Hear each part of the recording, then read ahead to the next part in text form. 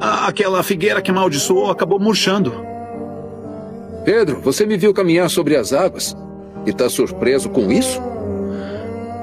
Eu não sei. Isso sempre me intriga. Ouçam com atenção. Eu sei que estão confusos, afinal, por que eu iria amaldiçoar uma figueira?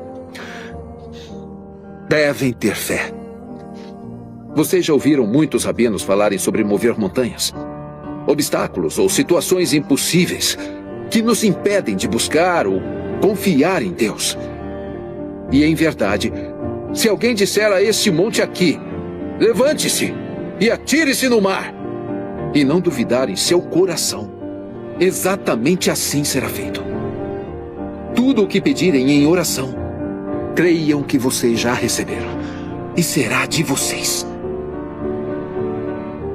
Vocês precisam entender isso, já que vão enfrentar montanhas pelo resto da vida.